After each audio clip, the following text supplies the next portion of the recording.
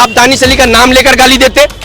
ये मुल्ले को बाहर निकालो, ये कटवे को बाहर निकालो, ये आतंकवादी है, ये उपद्रवी है। ये भाषा क्या दर्शाता है? एक तरफ प्रधानमंत्री कहते हैं कि उनको कपड़ों से पहचानो। किसको कपड़े से पहचानने की बात कर रही है?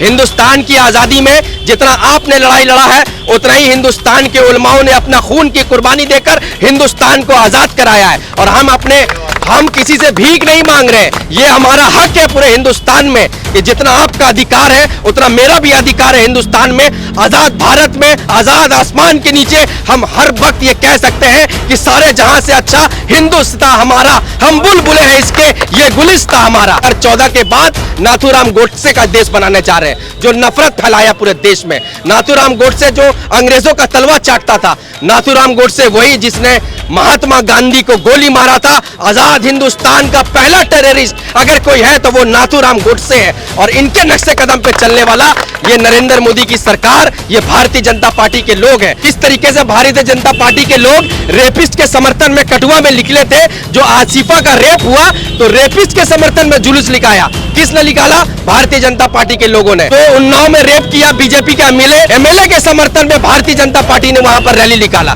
तो इनका इतिहास रहा है, किसान के खिलाफ भारतीय जनता पार्टी है, मजदूरों के खिलाफ भारतीय जनता पार्टी है, महिलाओं के खिलाफ भारतीय जनता पार्टी है, युवाओं के खिलाफ भारतीय जनता पार्टी है। और मैं ये कहता हूं कि पूरे हिंदुस्तान के खिलाफ भारतीय जनता पार्टी है। सबका साथ सबका विकास जो आपने नारा दिया है, तो कहां सबका साथ सबका विकास आप कर रहे हैं? आप तो ये नारे से, आपका नारा तो अलग लग रहा है मुझे कि सबका साथ और मुसलमानों का सत्यानाश, ये आपका नारा आपको लग रहा है। कहीं ना कहीं आपके एमपी, आपके एमएलए, आपके मुख्यमंत्री, कोई ना कोई भारतीय जनता पार्टी का लोग जो है मुसलमानों पर टिप्पणियां क्यों कर रहा है? भारतीय जनता पार्टी का तो इतिहास रहा, शर्मनाक इतिहास।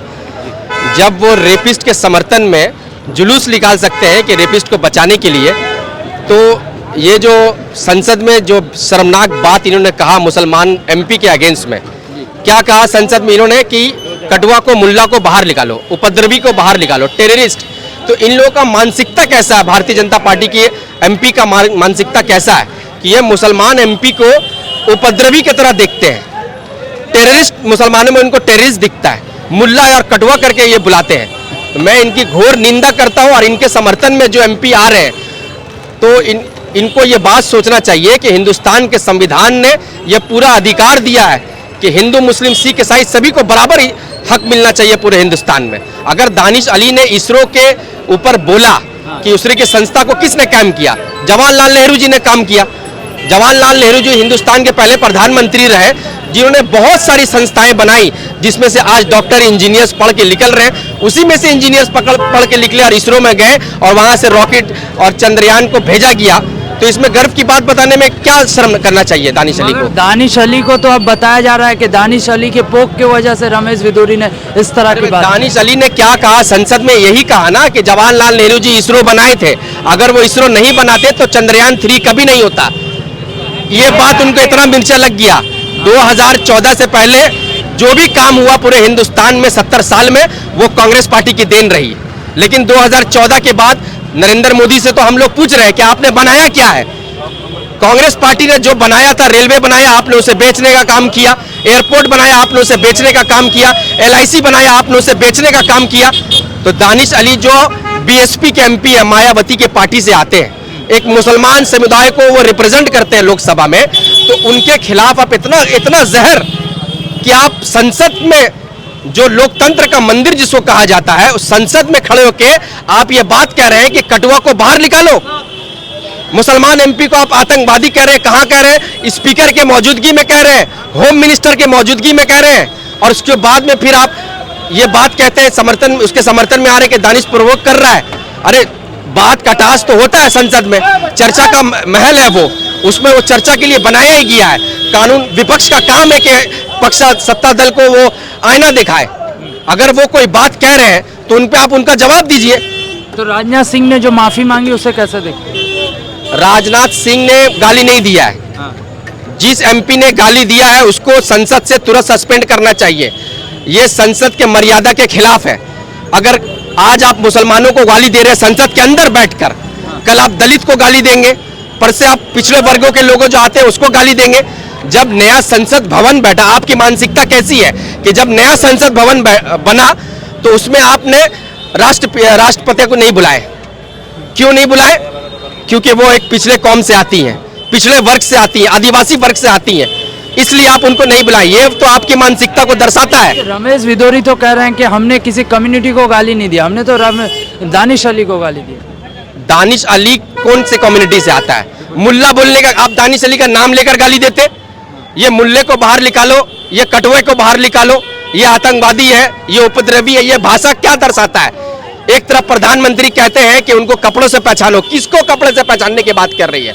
हिंदुस्तान की आजादी में जितना आपने लड़ाई लड़ा है, उतना ही हिंदुस्तान के उलमाओं ने अपना खून की कुर्बानी देकर हिंदुस्तान को आजाद कराया है। और हम किसी से भीख नहीं मांग रहे, ये हमारा हक है पूरे हिंदुस्तान में कि जितना आपका अधिकार है उतना मेरा भी अधिकार है हिंदुस्तान में। आजाद भारत में, आजाद आसमान के नीचे हम हर वक्त ये कह सकते हैं कि सारे जहां से अच्छा हिंदुस्तान हमारा, हम बुलबुले हैं इसके, ये गुलिस्ता हमारा।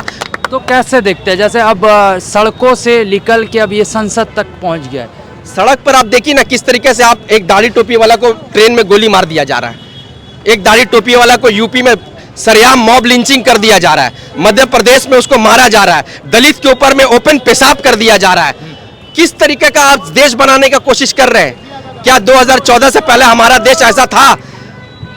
2014 से पहले भगत सिंह का देश था, मौलाना आजाद का देश था, जिन्होंने हिंदुस्तान के लिए कुर्बानियां दी थी, वो उनका देश था। लेकिन 2014 के बाद नाथूराम गोडसे का देश बनाने जा रहे हैं, जो नफरत फैलाया पूरे देश में। नाथूराम गोडसे जो अंग्रेजों का तलवा चाटता था, नाथूराम गोडसे वही जिसने महात्मा गांधी को गोली मारा था। आजाद हिंदुस्तान का पहला टेररिस्ट अगर कोई है तो वो नाथूराम गोडसे है। और इनके नक्शे कदम पे चलने वाला ये नरेंद्र मोदी की सरकार, ये भारतीय जनता पार्टी के लोग हैं। पूरे हिंदुस्तान को आज जानने की जरूरत है कि अगर 2024 में आजाद भारत फिर से चाहते हो, मौलाना आजाद का भारत चाहते हो, भगत सिंह का भारत चाहते हो, तो इंडिया अलायंस को वोट देकर हिंदुस्तान में फिर से मोहब्बत कायम करो, वरना तुम्हारा हिंदुस्तान कहीं ना कहीं हर जगह जलता हुआ नजर आने वाला है। तो रमेश भिदोरी के समर्थन में तो कुछ लोग आ रहे हैं, कह रहे हैं कि रमेश भिदोरी ने सही कहा है। कुछ लोग नहीं आ रहे हैं, भारतीय जनता पार्टी के लोग आ रहे हैं। जिस तरीके से भारतीय जनता पार्टी के लोग रेपिस्ट के समर्थन में कठुआ में निकले थे, जो आसिफा का रेप हुआ, तो रेपिस्ट के समर्थन में जुलूस निकाला। किसने निकाला? भारतीय जनता पार्टी के लोगों ने।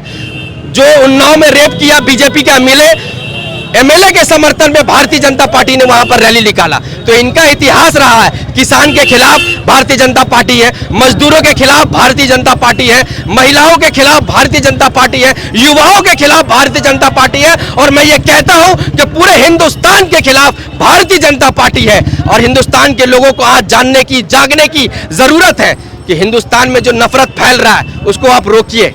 तो क्या लगता है, स्पीकर ने कहा कि कार्रवाई होगी, तो कार्रवाई लगता है होगा? कार्रवाई करिए ना। जिस तरीके से राहुल गांधी का आपने सदस्यता को रद्द कर दिया था, राहुल गांधी ने क्या कहा था? मोदी चोर है, नीरव मोदी चोर है, मेहुल चोकसी चोर है। उन्होंने नरेंद्र मोदी को चोर नहीं कहा था, लेकिन आपको इतना मिर्चा लग गया कि राहुल गांधी की सदस्यता को तुरंत कैंसिल कर दिया। लेकिन मैं शुक्रगुजार हूं सुप्रीम कोर्ट का कि उन्होंने कानून के हिसाब से राहुल गांधी को फिर से गरजने के लिए, इन लोगों के नाक में दम करने के लिए संसद में भेजा गया फिर से। रमेश भिदोरी जैसे लोग के मानसिकता, जैसे लोग जो मानसिकता दर्शाई, वो लोग कहाँ से पैदा होते हैं, क्या लगता है? आरएसएस से पैदा होते हैं। आरएसएस का काम ही रहा है 70 साल में, जब से हिंदुस्तान आज़ाद हुआ है, वो यहाँ पर हिंदू राष्ट्र बनाने की कोशिश कर रहे हैं। लेकिन जब ये राष्ट्र का निर्माण किया गया आज़ादी के बाद, तो हिंदुस्तान को भीमराव अंबेडकर जी ने संविधान दिया, और संविधान में यह पहला शब्द लिख दिया कि ये राष्ट्र जो है ये सेकुलर है। यहाँ सारे कौम के लोग, सारे मजहब के लोग यहाँ पर एक साथ रह सकते हैं।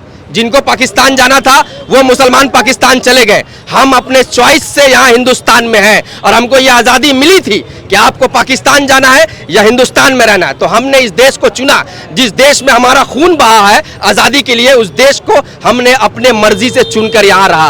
और इस देश का संविधान हमको पूरा अधिकार देता है कि हम इस संविधान के हिसाब से हिंदुस्तान में रहें। लेकिन रमेश भिदोरी जैसे लोग हिंदुस्तान में अगर जहर फैला रहे हैं एक समुदाय के खिलाफ, तो प्रधानमंत्री को उसके ऊपर में स्ट्रिक्ट एक्शन लेना चाहिए, स्पीकर को उनके ऊपर में एक्शन लेना चाहिए कि एक समुदाय को आप पार्लियामेंट के अंदर में गाली बक रहे हैं, उसके ऊपर में कड़ी कार्रवाई करनी चाहिए। तो क्या मुसलमान इन सभी घटनाओं के बाद सुरक्षित महसूस कर पाएगा? नहीं कर रहा है ना।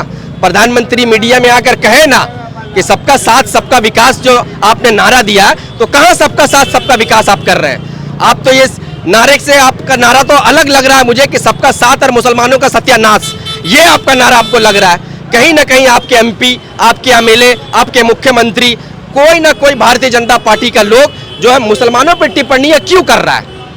हमने क्या इस देश का बिगाड़ा है? इस देश के लिए हमने कुर्बानियां दी है और ये हमारा हक है।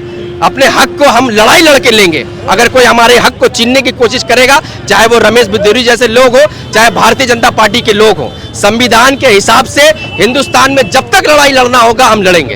एक आखिरी सवाल, क्या लगता है रमेश बिदूरी के ऊपर कार्रवाई होगी? अभी तक तो देखिए इनके जितने एमपी और एमएलए लोग हैं, जो टेनी का बेटा था जो किसान के ऊपर में गाड़ी चढ़ा दिया, उसके ऊपर में एफआईआर करने के लिए पुलिस डर रही थी।